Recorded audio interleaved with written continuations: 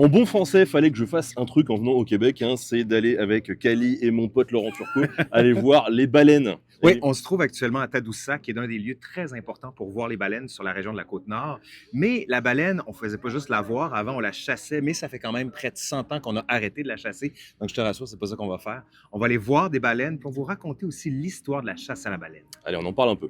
La pêche à la baleine dans le golfe du Saint-Laurent, ça ne date pas d'hier. Bien avant l'arrivée des Européens, les populations autochtones locales la pratiquent déjà. Dès le XVIe siècle, des Basques, mais aussi des pêcheurs bretons, sont en étroite collaboration commerciale via le troc. Toujours à la recherche d'activités rentables pour les monopoles européens, les diverses nationalités de pêcheurs ajoutent à leur commerce des fourrures la chasse à la baleine. Et ce, jusqu'à la fin du siècle de manière saisonnière. Au XIXe siècle, la compagnie de la baie d'Hudson y participe dans les années 1840.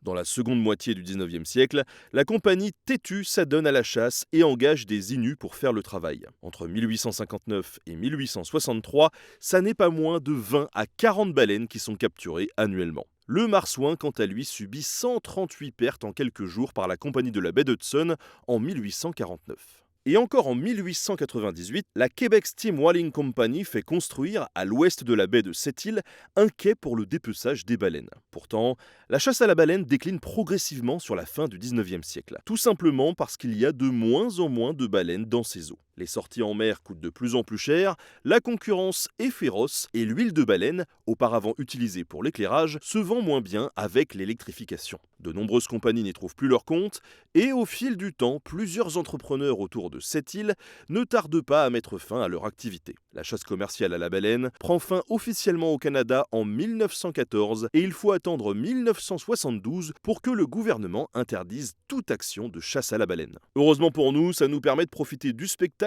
et c'est magnifique. Aujourd'hui, c'est 13 espèces différentes qui fréquentent le Saint-Laurent. Le parc marin du Saguenay-Saint-Laurent, créé en 1998, met justement en avant des pratiques responsables pour la préservation des baleines. Si vous voulez en savoir plus, on vous prépare un truc avec Laurent, hein. Ça va être sur ma chaîne, l'histoire nous le dira, l'histoire de la Côte-Nord et plus précisément de Tadoussac. Voilà, et puis en attendant, je vous mets toutes les infos en description et nous, on va continuer à profiter de la vue. Ouais, et je pense qu'il y en a une là. Regarde, regarde, regarde. Là-bas, là? Là-bas.